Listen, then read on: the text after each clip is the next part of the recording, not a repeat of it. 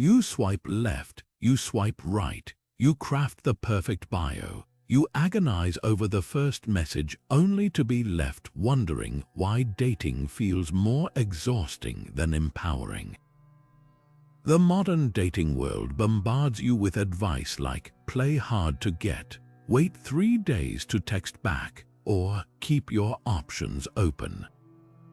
But what if the real problem isn't your strategy, it's the shallow mindset behind these so-called rules? Stoicism, the ancient philosophy practiced by emperors and thinkers, offers something radical, a way to date with confidence, clarity, and unshakable self-worth. Today, we're tearing apart weak modern dating advice with 20 Stoic quotes that will change how you see relationships forever. These aren't quick fixes, they're timeless principles that help you master your emotions, reject neediness, and attract connections that truly matter.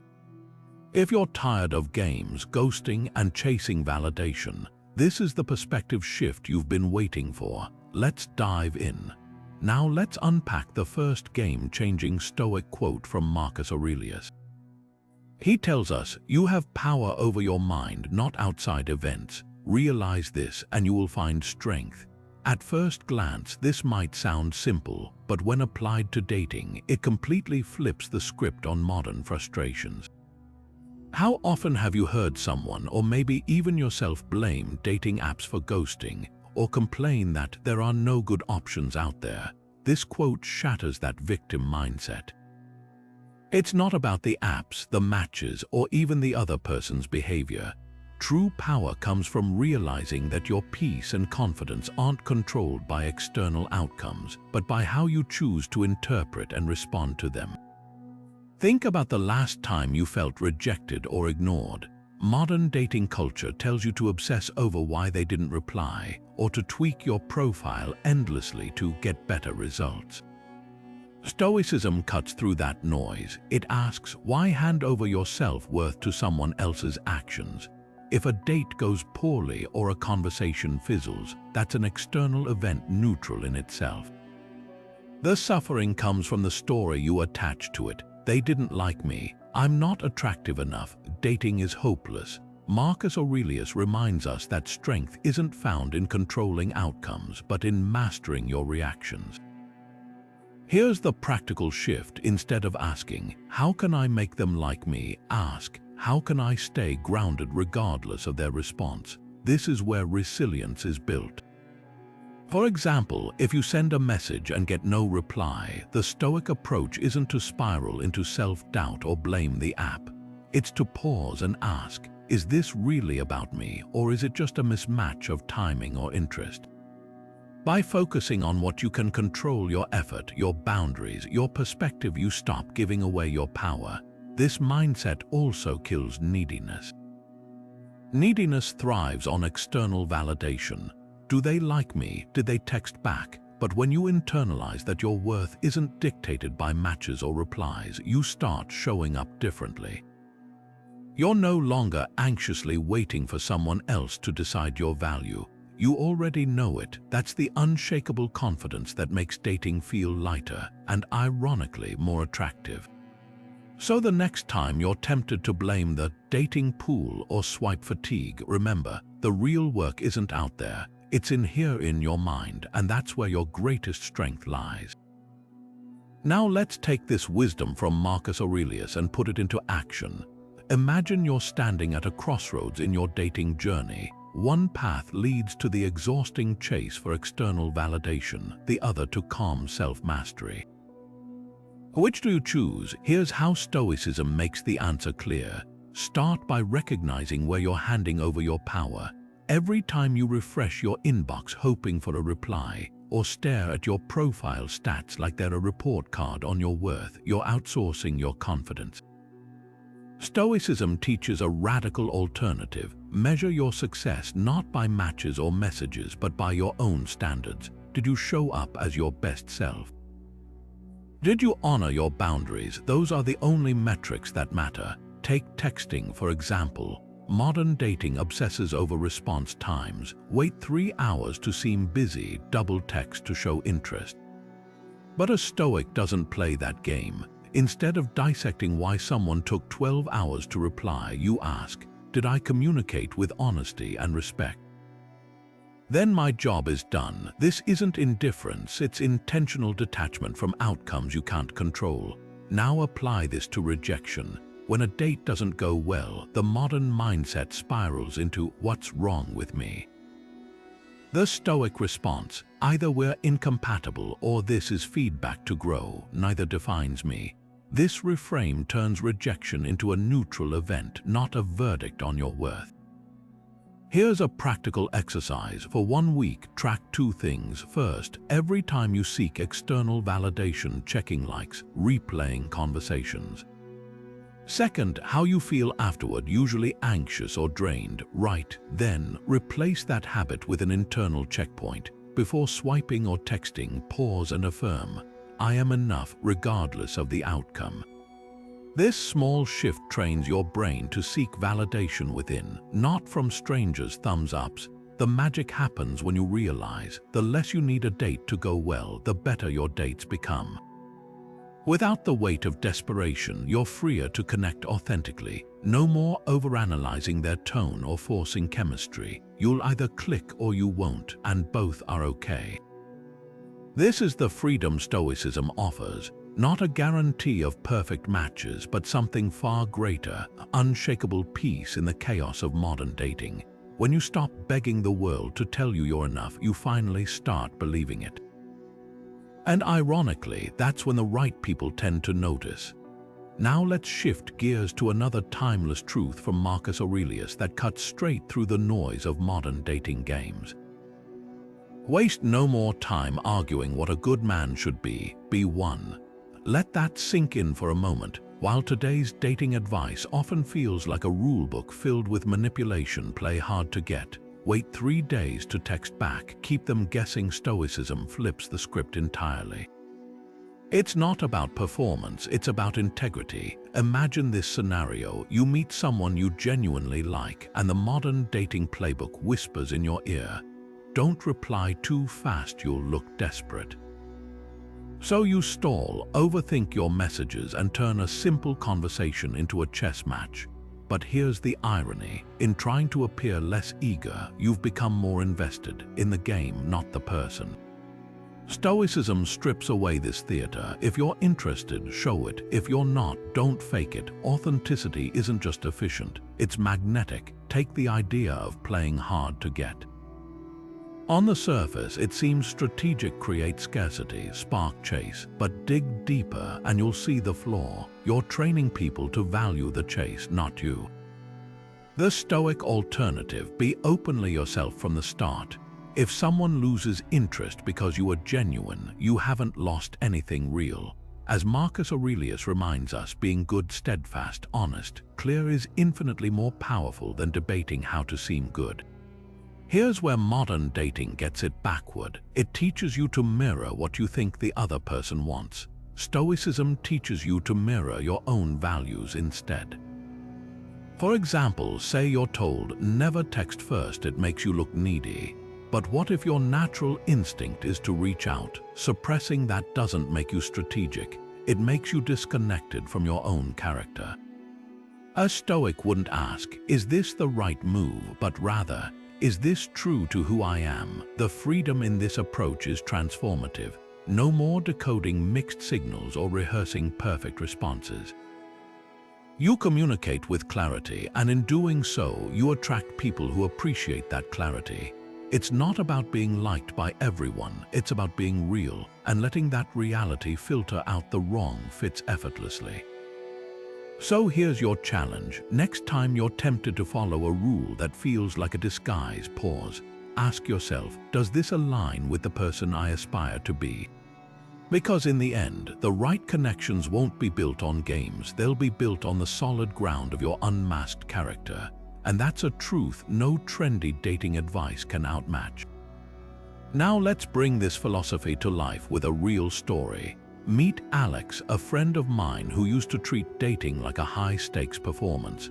He'd wait exactly 48 hours to reply to texts, cancel plans last minute to seem busy, and even downplay his love for poetry because he thought it made him look too soft.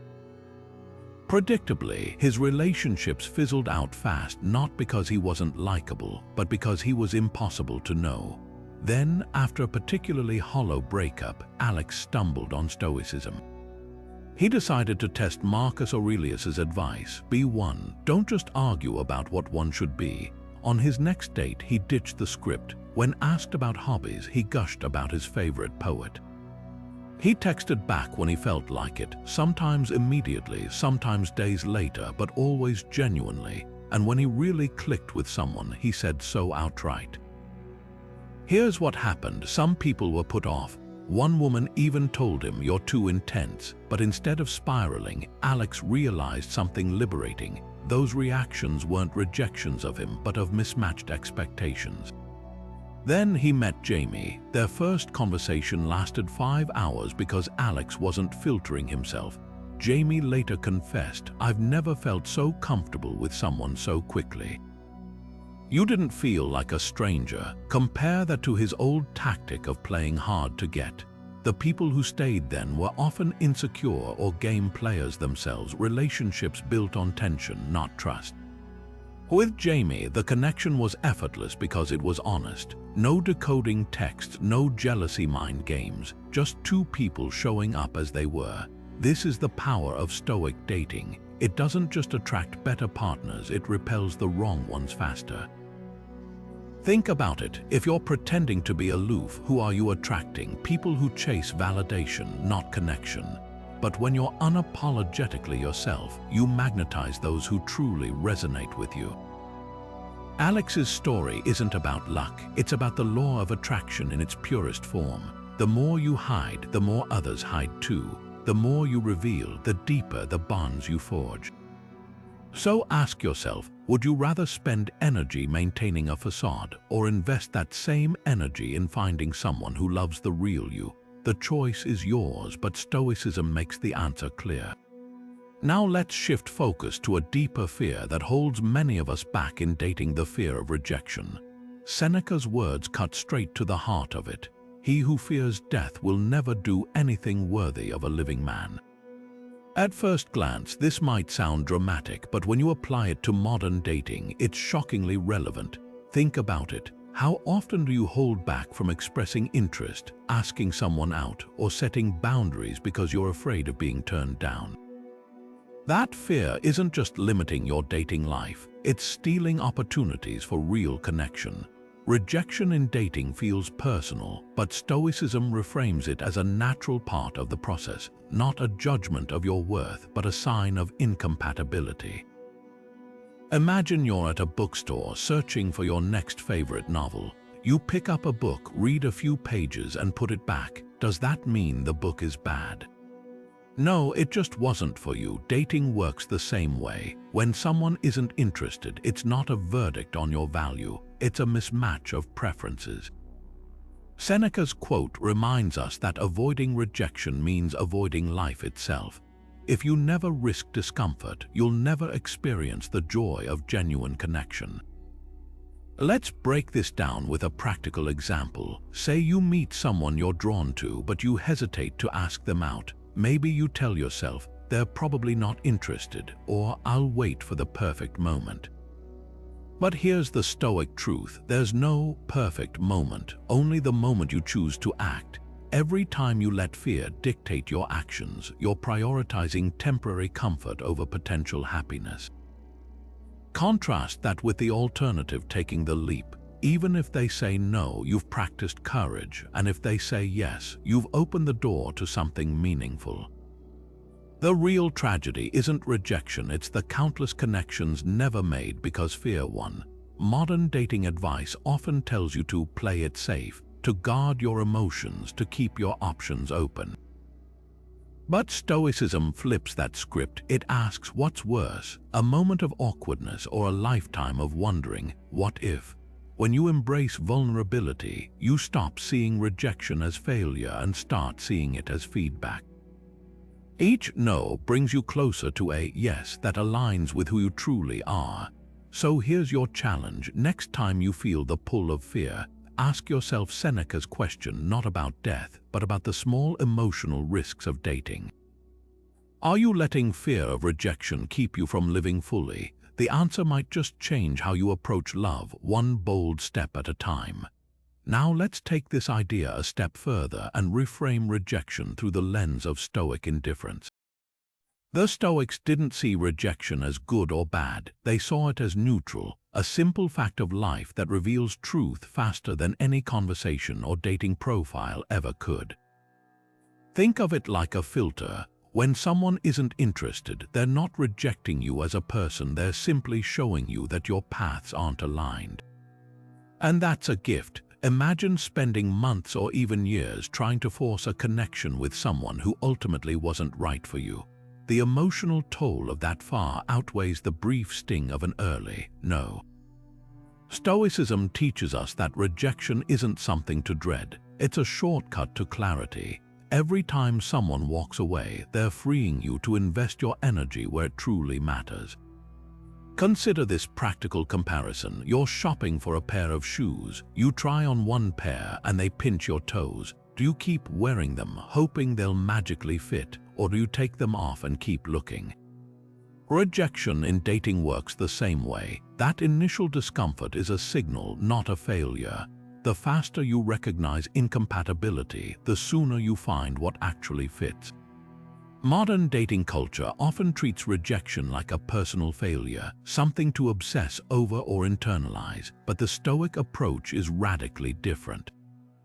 It asks, what if rejection isn't about you at all? What if it's just a mismatch of timing, priorities, or values? When you stop seeing rejection as a verdict on your worth, you start seeing it as data, a way to refine your search for the right connection. Here's the key shift. Instead of asking, why didn't they choose me? Ask, what did this reveal? Maybe it showed you value direct communication over vague texting. Maybe it highlighted that you thrive with someone who shares your curiosity. Every no peels back a layer, helping you understand what you truly want. This is where Stoicism becomes a superpower in dating. While others spiral over unanswered texts or ghosting, you're able to step back and say, this isn't about me, it's about fit. That mindset doesn't just save emotional energy, it builds resilience. You stop fearing rejection because you know it's not an obstacle, it's part of the process. So the next time you face rejection, pause. Remind yourself that indifference isn't coldness, it's wisdom. The right connection won't leave you decoding mixed signals or begging for attention. It'll feel like slipping into those perfect shoes, effortless, natural, and worth every step it took to find them. Now let's shift gears and tackle another piece of flimsy modern dating advice. The idea that you should avoid dating burnout by taking long breaks or stepping back entirely when things get tough. Seneca's wisdom cuts right through this. He tells us, difficulties strengthen the mind as labor does the body. Think about that for a second. Just as lifting weights builds muscle, facing challenges in dating sharpens your emotional resilience and clarity. Avoiding discomfort might feel easier in the moment, but it robs you of growth. Modern dating culture often encourages retreat at the first sign of fatigue, endless swiping, awkward small talk, or the sting of rejection. People say, just take a break, but Stoicism flips this script. It doesn't preach reckless endurance, it champions mindful persistence, the key difference. One is about numbing the pain, while the other is about learning from it. Consider this analogy. If you're training for a marathon, you don't quit running the moment your legs ache. You adjust your pace, refine your technique, and push through in a way that builds endurance. Dating works the same way. Stepping away every time you feel weary might spare you short-term discomfort, but it keeps you stuck in the same cycles. Instead, what if you leaned into the friction? What if you saw each awkward date, each mismatch as a rep in your emotional gym? Here's the critical distinction Stoicism offers. Burnout doesn't come from the effort itself, it comes from effort without reflection. Mindless swiping, going through the motions, or obsessing over outcomes will exhaust you. But approaching dating with intentionality, asking, what did this teach me? After each interaction transforms fatigue into fuel. Take the example of someone who goes on 3 first dates in a week. If they're just ticking boxes, asking the same questions, hoping for a spark, they'll feel drained. But if they treat each date as a chance to practice active listening, to observe their own reactions, or to clarify what they truly value, suddenly the effort has purpose.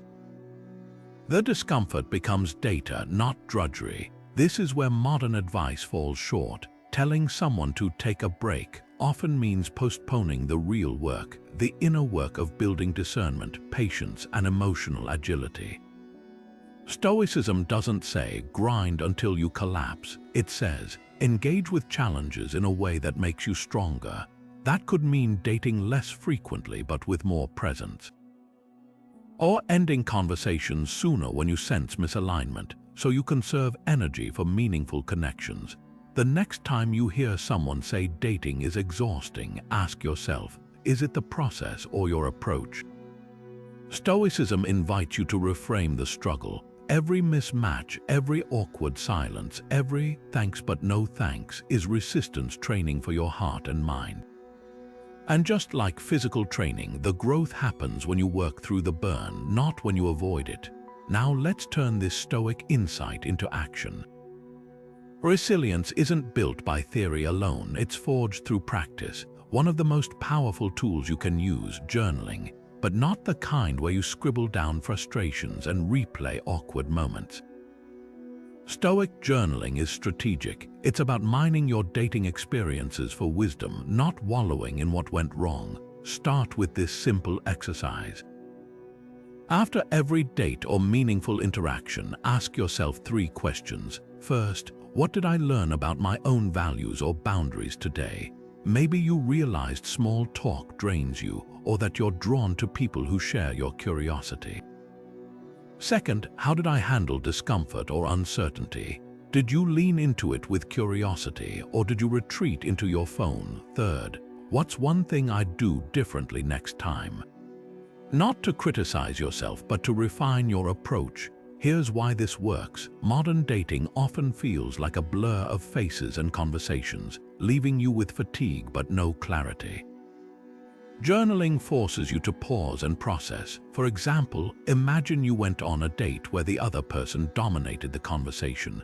Venting might sound like, they wouldn't let me get a word in, so rude. But Stoic journaling reframes it. I felt sidelined tonight. Does that mean I need to practice asserting myself earlier, or is this a sign I value balanced dialogue more than I realized? Suddenly, the experience becomes diagnostic, not just disappointing. Another exercise, the 3 interpretations method. When something bothers you, a delayed reply, a cancelled plan, write down 3 neutral explanations before assuming the worst. Maybe they're busy, maybe they're nervous, maybe it has nothing to do with you. This trains your mind to default to objectivity, not insecurity. The key is consistency. Don't just journal after bad dates, do it after the great ones too. What made that connection feel easy? Was it shared humor, similar goals, or a sense of mutual respect? These observations become your dating compass, steering you toward what truly aligns with you. Stoicism doesn't promise you'll never feel frustration, but it does give you the tools to transform that frustration into fuel. Your journal isn't a record of failures, it's a blueprint for growth. Every entry is a chance to swap exhaustion for empowerment, one deliberate reflection at a time. Now let's tackle one of the most common pitfalls in modern dating, the spiral of overthinking. Seneca's words cut right to the heart of it. We suffer more often in imagination than in reality. How many hours have you lost dissecting the tone of a text, the timing of a reply, or the subtext of a brief exchange? That mental chatter isn't just exhausting. It's often completely disconnected from what's actually happening. Here's the hard truth. Most dating anxiety isn't about the other person's actions. It's about the stories we attach to them. A delayed response doesn't inherently mean disinterest. Maybe they're in back-to-back meetings, maybe their phone died, or maybe they're simply not glued to their screen like we've been conditioned to be. The Stoic approach: interrogate your assumptions before letting them hijack your peace. Start with this reality check. Ask yourself, what's the concrete evidence for my worry? If someone takes 6 hours to reply, that's a fact, but the narrative that they're losing interest, that's fiction unless they explicitly say so. Next, weigh the cost. How much mental energy are you investing in decoding something that could be clarified with a single straightforward question? Stoicism teaches us to value our time and attention too highly to waste them on unverified fears. The antidote to overthinking isn't reassurance seeking its direct communication. Instead of staring at your phone analyzing emoji choices, try this. Send a light follow-up. Hey, I noticed you've been quieter than usual. Everything okay? Notice the difference. You're not accusing or assuming. You're giving them space to share their reality while honoring your need for clarity. Let's ground this in an example. Imagine you've had 3 great dates, then they cancel the 4th last minute with a vague excuse. The overthinking script sounds like they're pulling away. Was it something I said? Are they seeing someone else? The Stoic script: they cancelled. That's all I know. If it matters, I'll ask. Maybe they're dealing with a family issue. Maybe work exploded, or maybe they're not as invested. And isn't it better to know that now? This mindset does 2 powerful things. First, it shrinks the gap between perception and reality. Second, it trains you to tolerate uncertainty without fabricating drama. Because here's the secret: even if your worst-case scenario is true, you're still better off facing it than fearing it. Disappointment is temporary. The hours spent agonizing over maybes, those you never get back. Practice this shift. Next time your brain starts drafting a novel about what their silence might mean, pause. Breathe. Remind yourself, you're not a mind reader and you don't need to be. Either the connection is strong enough to withstand an honest conversation, or it wasn't meant to last. And that's not a loss, it's a redirection. Now let's take this Stoic clarity a step further with practical tools to silence the noise of overthinking. When your mind starts spinning worst-case scenarios, pause and ask Seneca's razor-sharp question: what's the worst that could happen? Then go deeper. Is it truly unbearable? This isn't about dismissing your feelings. It's about exposing irrational fears to daylight until they evaporate. Here's how it works in dating. Say you're nervous about asking someone out. The catastrophic script whispers, what if they reject me? Sit with that fear. Imagine the actual scenario. They politely decline. Now ask, is that unbearable? No, uncomfortable, sure, but you've survived discomfort before. Maybe even grew from it. The Stoic secret: recognizing that rejection isn't a judgment of your worth. It's just information about compatibility. Try this 3-step reset next time anxiety flares up. First, name the story you're telling yourself. I'm scared they'll ghost me after our date. Second, strip it down to facts. We had one good conversation, that's all I know. Third, challenge the narrative. Even if they disappear, does that mean I'm unlovable? The answer is always no. Your value isn't negotiable based on someone else's actions. Let's apply this to a real friction point: post-date silence. Modern dating advice screams double texting is desperate.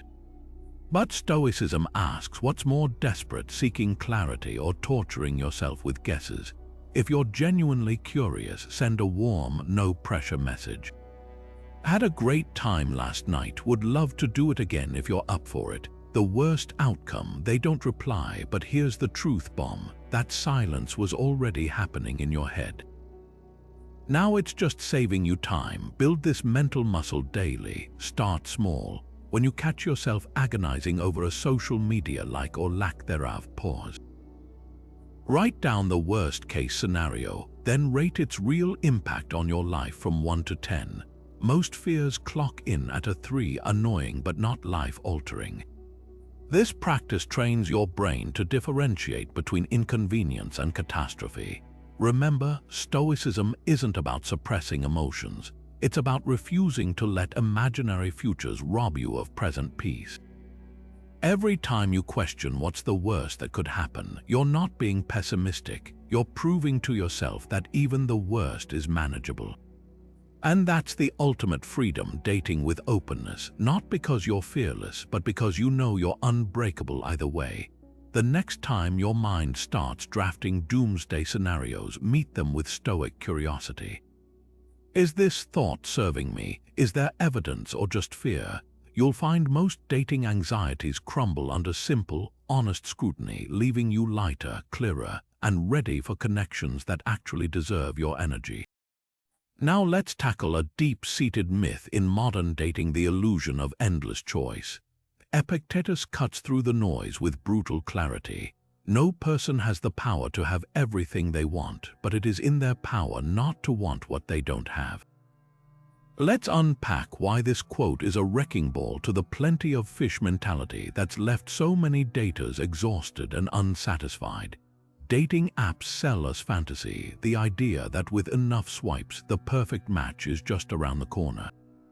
But here's the reality no one talks about. More options don't mean better connections. They mean more distractions, more comparisons, and a dangerous habit of always wondering, is there someone better out there? Stoicism flips this script. It asks, what if you stopped chasing hypothetical upgrades and invested in the person right in front of you? Think about it like this. Imagine you're starving and handed a menu with 1,000 items. Paradoxically, you'd take longer to choose, second-guess your order, and likely enjoy the meal less. Dating works the same way. The more profiles you scroll through, the harder it becomes to appreciate a real, flawed human when they're sitting across from you. Epictetus' wisdom: true power isn't in collecting options, it's in deciding this is enough. Here's how to apply this shift. First, audit your dating app habits. Are you swiping out of boredom or genuine curiosity? If you catch yourself mindlessly scrolling just to see who's out there, that's the plenty of fish trap. Second, practice intentional pauses. After matching with someone promising, close the app for the day. Give that one conversation your full attention instead of splitting focus across 5 others.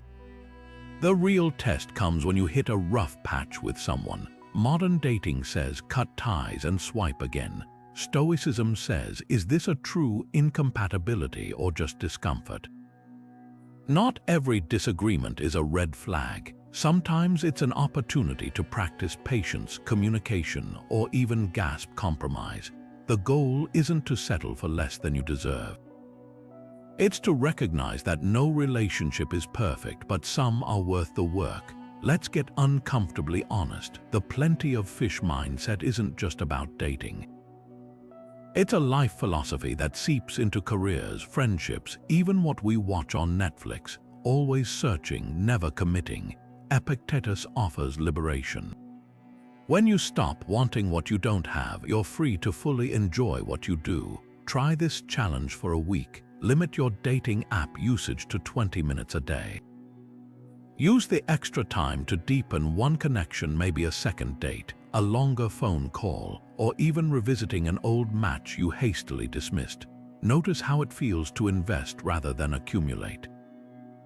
That's the Stoic advantage: fewer first dates but far richer ones, less FOMO, more joy in what's already yours. Because here's the truth no app will tell you. Endless choice doesn't make you powerful. Knowing when to choose and being at peace with that choice does. That's how you trade the exhausting chase for something rarer. A connection that actually lasts.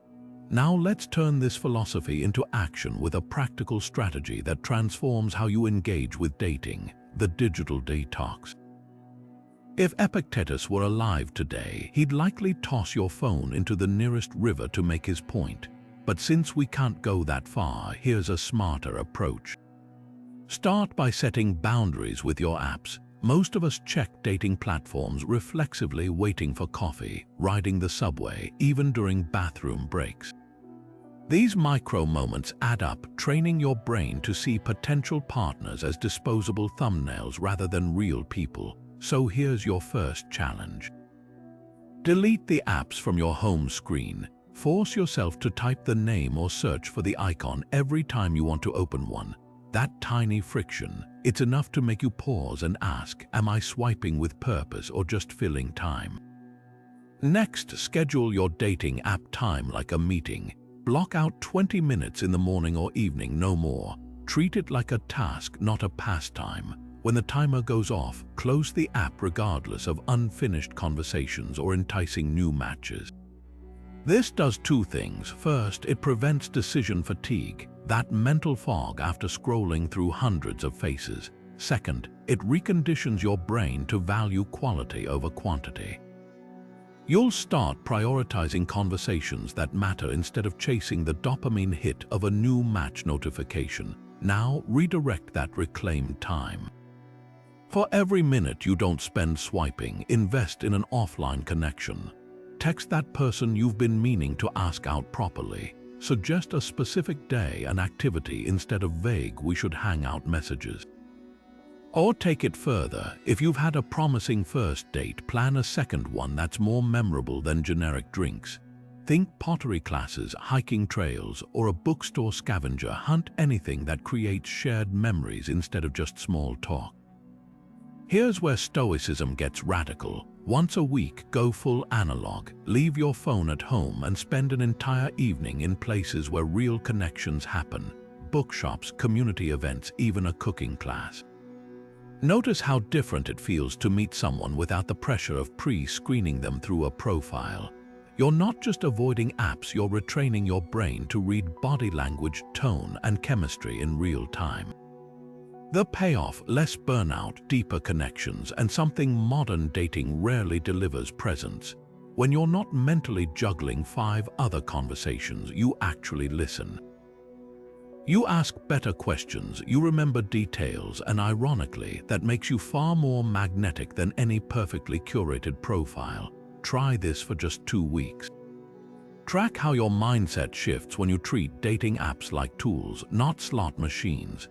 The goal isn't to quit technology altogether, it's to use it with the same intentionality Epictetus demanded of his students. Because the real luxury in modern dating isn't more options. It's the freedom to choose fewer, better ones without looking back. Here's how this philosophy slaps down the lazy advice to just be yourself, because let's face it, sometimes yourself needs a little work. Epictetus isn't handing out free passes, he's issuing a challenge. Before you can attract the right partner, you've got to define what right even looks like for you. Modern dating tells you to relax and let things unfold, as if love is something that happens to you rather than something you build. Stoicism flips that script. It demands you ask, what kind of partner do I aspire to be? Not what feels easy or familiar, but what aligns with your highest standards. Take a hard look at your last few dates. Were you fully present or scrolling through notifications? Did you ask meaningful questions or stick to safe small talk? Just being yourself often means coasting on autopilot, repeating the same patterns that keep you stuck. Epictetus pushes you to audit those behaviors mercilessly. If you want a relationship built on trust, are you trustworthy? If you crave emotional depth, are you willing to be vulnerable first? This isn't about putting on an act, it's about bridging the gap between who you are and who you could be. Say you struggle with jealousy, the modern solution. Find someone who doesn't make you insecure. Stoicism says, train yourself to question irrational fears. When your mind whispers they're losing interest, pause. Is that a fact or a story you're inventing? Every time you challenge that impulse, you're sculpting a calmer, more confident version of yourself, one that doesn't sabotage potential connections. And here's where most dating advice fails. It treats partners like accessories. Find someone who complements your vibe. But Stoics ask, are you someone others would proudly choose? That means cultivating traits you admire, even when no one's watching. Reading books that expand your perspective. Learning to cook instead of relying on takeout for dates. Handling conflicts with patience rather than passive aggression. These aren't performance tricks, they're upgrades to your core character. Try this exercise tonight. Write two lists. First, the qualities of your ideal partner, not their job or looks, but how they act: kind, curious, resilient. Now, the harder part. Next to each trait, note how you demonstrate it in your own life. If you value honesty, when did you last speak an uncomfortable truth? If you admire ambition, what's one goal you're actively pursuing? The gaps reveal where just being yourself might be holding you back. The payoff: relationships where you're not just seen but respected. Because when you show up as someone who's done the work, you stop tolerating half-hearted connections. You'll naturally attract people who match your effort. That's the irony. By focusing on who you need to become, you filter out the very people who'd waste your time. So forget just be yourself. Be the person your future partner is already trying to find. Now let's put this into practice with a self-audit that cuts through the noise. Grab a notebook or open your phone. This isn't about judgment, it's about clarity. Start by listing 5 core values you want in a partner. Not surface-level stuff like loves travel or good job, but the bedrock qualities: integrity, emotional availability, curiosity.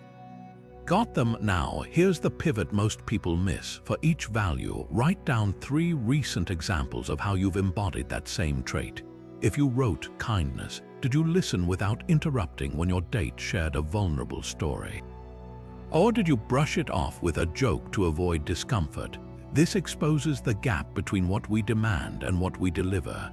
Modern dating tells us to hold out for someone who checks all the boxes, but Stoicism asks, are you checking those same boxes?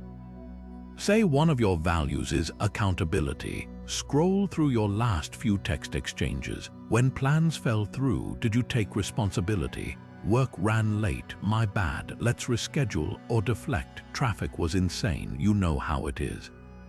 Small choices reveal big patterns. Next, track your emotional reactions. For 1 week, jot down every time you felt triggered in dating: ghosting, lukewarm responses, mismatched energy. But instead of venting, apply Stoic questioning. What story am I telling myself here? Is this about them or my own unmet expectations? For example, if someone cancels a date, does your mind spiral, they're not interested? Or can you pause and consider neutral explanations? Their meeting ran over. It happens. This reframe isn't about excusing bad behavior. It's about reclaiming your peace. Finally, the action step. Pick 1 value gap to close this month. If you listed patience but notice you rush intimacy, set a micro goal. I'll wait until the 3rd date to discuss exclusivity. If growth made your list but your conversations stay superficial, prepare 3 open-ended questions before your next coffee meetup. What's something you've changed your mind about recently? Progress beats perfection. The magic happens when you stop outsourcing responsibility. Every complaint no one communicates anymore, dating feels transactional, is an invitation to model the change you want. When you lead with accountability, you don't just attract better partners, you become the kind of person who recognizes them. Because the truth, the right people show up when you do, fully, intentionally, minus the excuses. That's how Stoicism turns dating from a lottery into a mirror. Now let's tackle a dating struggle that stings more than it should: ghosting anxiety. Epictetus hits the nail on the head with this one. Man is not worried by real problems so much as by his imagined anxieties about real problems. Think about that. The act of someone fading away isn't the real issue, it's the catastrophic stories we spin in our heads that drain us. Modern dating advice often amplifies this with toxic takes like, if they wanted to, they would, or silence is an answer. But Stoicism flips the script. What if their silence isn't about you at all? Here's the hard truth. When someone ghosts, your brain goes into overdrive. Was it something I said? Am I not attractive enough? But pause. How many times have you misread a situation? Maybe they got busy, met someone else, or just weren't feeling it. None of those scenarios reflect your worth. The Stoic move: separate the fact they stopped responding from the fiction I'm unlovable. Facts are neutral, the stories we layer onto them are what hurt. Try this reframe. Ghosting isn't rejection, it's incompatibility revealed early. Picture this, you're on a first date and they're rude to the waiter. You'd walk away, right? Ghosting is just their version of that walk away, no drama, no drawn-out explanation. It stings, but it's efficient. Modern dating tells us to demand closure, but Stoicism asks, what real closure do you need from someone who chose exit over honesty? Their actions already answered. Now let's disarm the anxiety spiral. Next time you're ghosted, grab a journal and answer 2 questions. First, what's the worst-case story I'm telling myself? Write it down. They think I'm boring. Then challenge it. Is there concrete evidence for this, or is it my insecurity talking? Second, what's a neutral or even generous interpretation? Maybe they're overwhelmed at work or their ex popped back in. This isn't about making excuses for them. It's about reclaiming your mental real estate. Here's the twist. The real power lies in accepting that some questions won't get answers, and that's okay. Modern dating culture obsesses over why, but Stoicism focuses on what now. Did their silence leave you with free time? Use it to call a friend you've neglected. Did it trigger self-doubt? Revisit past wins, relationships where you were valued. Ghosting doesn't define you, your response does. So the next time someone vanishes, remember Epictetus. The problem isn't the ghosting, it's the horror movie your mind creates around it. Mute that noise. Your peace is too valuable to outsource to someone who couldn't even send a "not feeling it" text. Moving deeper into this mindset shift, let's put Stoicism into practice with a simple but powerful tool, your journal. Here's the prompt to disarm that ghosting anxiety. What evidence do I have that this person's silence reflects my worth? At first glance, it might seem uncomfortable, even confronting. But that's the point. Modern dating advice often tells us to trust our gut, but Stoicism asks us to question it because our gut is often wired for fear, not facts. Start by listing every assumption you're making about why they ghosted. They thought I was too clingy. They found someone better. Now play detective. Where's the proof? Did they say those words, or is this a script your insecurity wrote? Odds are you'll hit a blank. That's the Stoic win, realizing the story you're clinging to isn't grounded in reality, just the noise of your own fears. Next, flip the script. Write down 3 alternate explanations for their silence that have nothing to do with you. Maybe they're dealing with a family crisis. Maybe they're avoidant and bolt at the first sign of connection. Maybe they're just bad at communication. Notice how none of these scenarios require you to shrink or self-blame. This isn't about giving them a free pass, it's about freeing you from the weight of assumptions you can't confirm. Here's where modern dating culture gets it backward. We're taught to obsess over their reasons as if cracking that code will heal us. But Stoicism redirects the focus. What does their silence reveal about what you value? If you're left craving basic respect, that's a sign to raise your standards, not lower your self-esteem. Their ghosting didn't create that need, it exposed it. Try this closing exercise. Fold your journal page in half. On one side, write the facts, just the raw, unedited truth. They didn't reply to my last 2 texts. On the other side, write the fiction, all the meaning you've layered on top. I'm not good enough to deserve a reply. Now tear off the fiction side and toss it. What's left? A neutral event that doesn't have to dictate your worth. The real irony, the people who ghost are often the ones struggling with their own insecurities, avoiding tough conversations because they can't handle discomfort. Meanwhile, you're here doing the work to grow. That's not a loss, that's leverage. So the next time anxiety whispers what's wrong with me, hand it this journal prompt. Let Stoicism turn their silence into your clarity. Now let's turn to a quote that cuts straight to the heart of modern dating's biggest trap, the obsession with red flags. Marcus Aurelius reminds us, if you are pained by external things, it is not they that disturb you, but your own judgment of them. Think about how often we hear dating advice like run at the first red flag, or if they do X, they'll always do Y. While some caution is wise, Stoicism challenges this hypersensitive mindset by asking a radical question. Is the flaw in the other person or in how you're interpreting it? Take a common example. Someone arrives 10 minutes late to a date. Modern dating culture might label this as disrespect, a sign they'll always prioritize themselves. But Stoicism pushes you to interrogate that judgment. Was traffic actually bad? Did they message to apologize, or are you projecting past experiences onto them?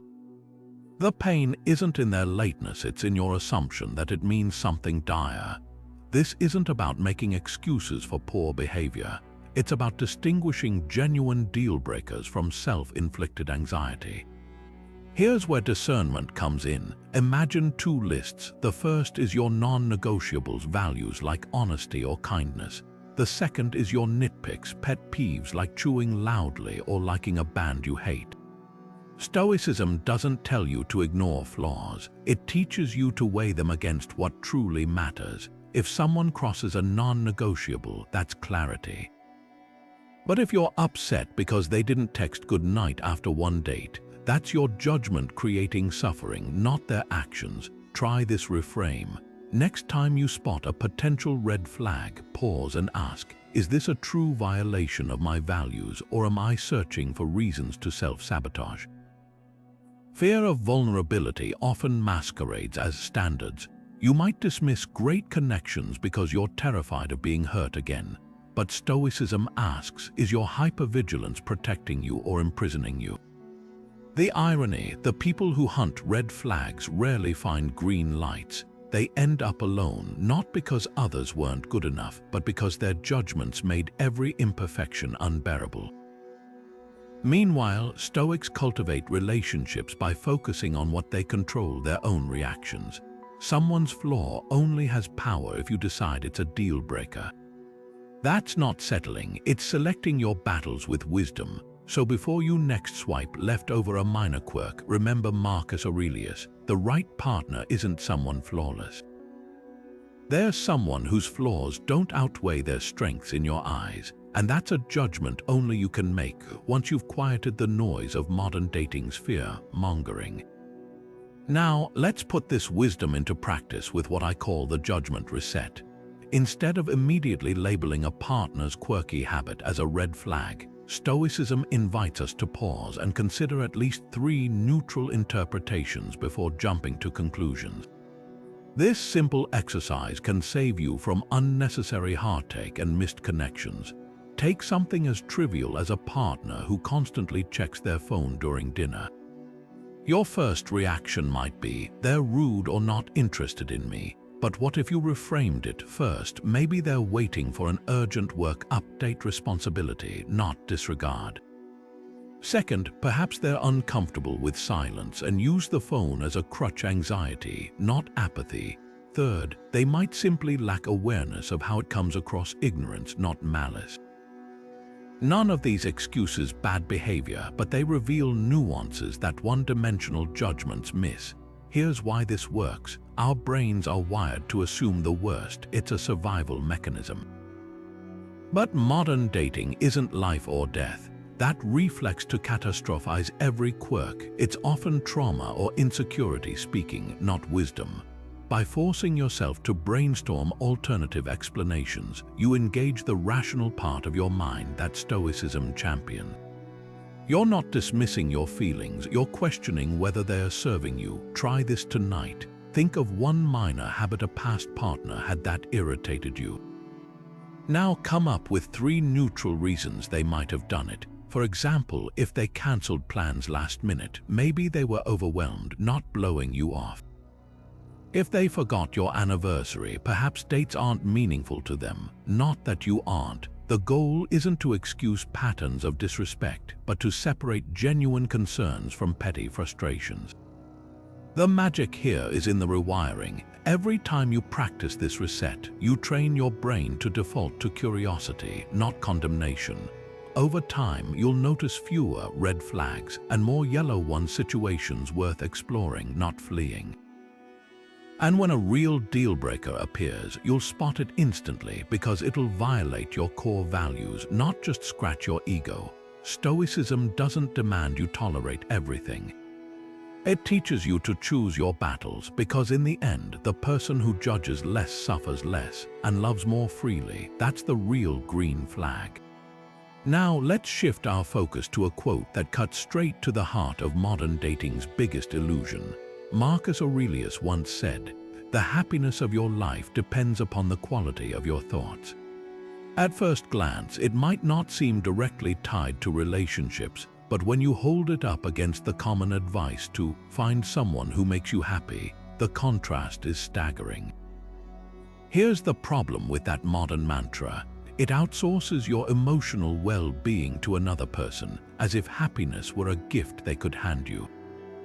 But Stoicism flips that script entirely. It tells us happiness isn't something you find in someone else, it's something you cultivate within yourself, long before you ever swipe right or say, "I do."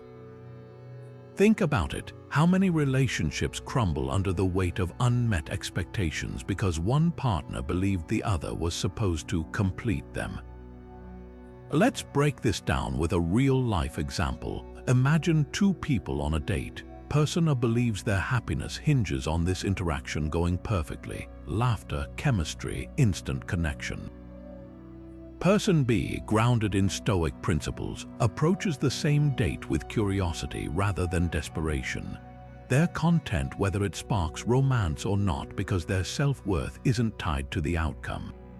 Who do you think appears more confident, more attractive, and ironically, more likely to foster a genuine connection? This isn't just philosophical musing.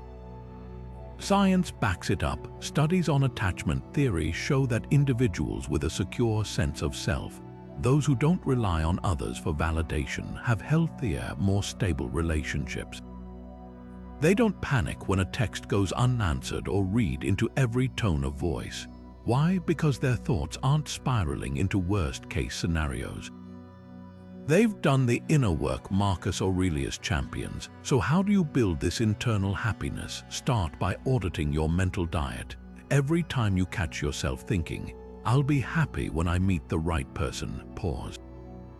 Replace it with, "I'm cultivating happiness now and the right person will complement it." Practice savoring small joys independently. A morning walk, a good book, the satisfaction of a hobby. These aren't distractions from loneliness, they're proof you're already whole. The beauty of this approach, it transforms your dating life. When you're not starving for someone to make you happy, you stop settling for breadcrumbs. You become selective in a healthy way, drawn to people who add to your life rather than those you hope will fill a void. And if a relationship ends, you grieve, but you don't collapse because your foundation was always yours. That's the real power of Stoicism in dating. It doesn't just prepare you for love, it prepares you for life. And in a world obsessed with finding the one, that's the ultimate advantage. Now, let's put this Stoic wisdom into action with a simple yet transformative practice. Gratitude isn't just about counting blessings, it's about rewiring your focus from what's missing to what's already enriching your life. Here's how to apply it in a way that reshapes your dating mindset. Start each morning with a 2-minute reflection. Instead of scrolling through dating apps or replaying past conversations, jot down 3 things unrelated to romance that you're grateful for. Maybe it's the way sunlight filters through your window, a skill you've recently improved, or the steady support of a friend. This practice isn't about ignoring your desire for connection. It's about anchoring your happiness in the full spectrum of your life, so you don't approach dates from a place of scarcity. Why does this work? Neuroscience shows gratitude activates the hypothalamus, the brain region regulating stress. When you train yourself to notice small wins, you're less likely to fixate on dating setbacks. Imagine 2 scenarios. In one, you've had a string of disappointing dates but still acknowledge daily joys. Your morning coffee ritual, progress at work, the freedom to explore hobbies.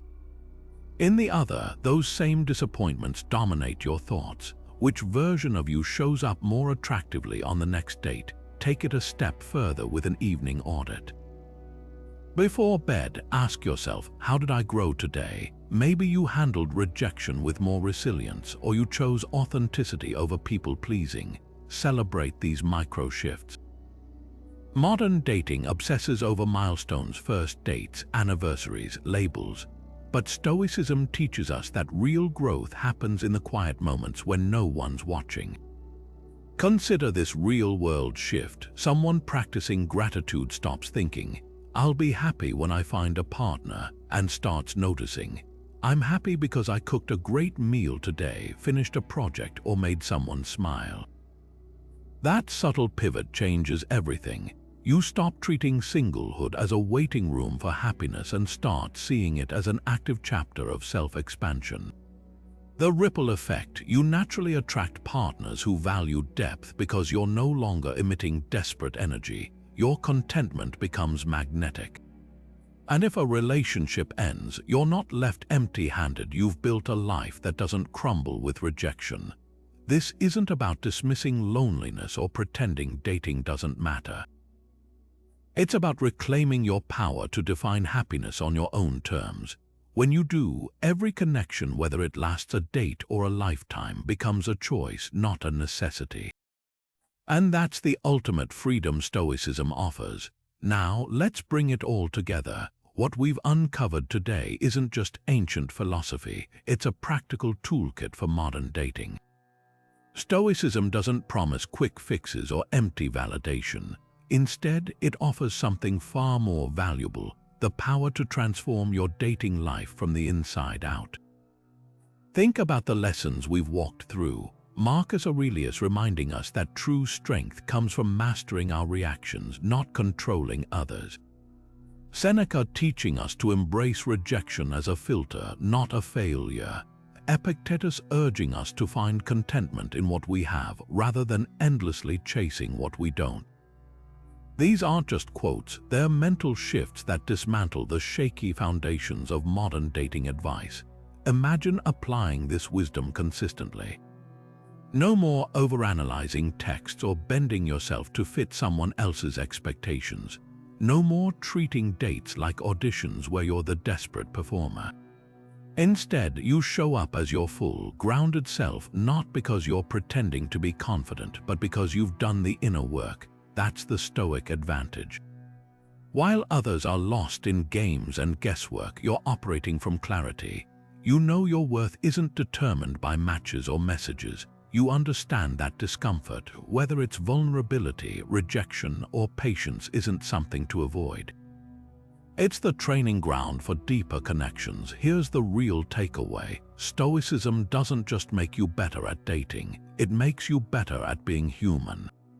Whether you're single, casually dating, or in a relationship, these principles help you navigate it all with purpose.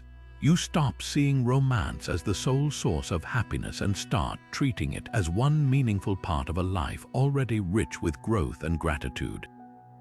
That shift changes everything. Suddenly, you're no longer reacting from fear or lack, you're choosing from strength. So now, I'd love to hear from you.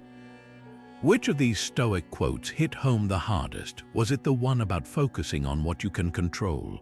Or maybe the reminder that happiness starts within? Drop your thoughts in the comments below. Let's keep this conversation going. And if you found this perspective refreshing, don't forget to subscribe. There's more timeless wisdom coming your way to help you cut through the noise of modern life. Until next time, remember this: you don't need dating hacks when you've got philosophy. What you need is already inside you. The rest is just practice.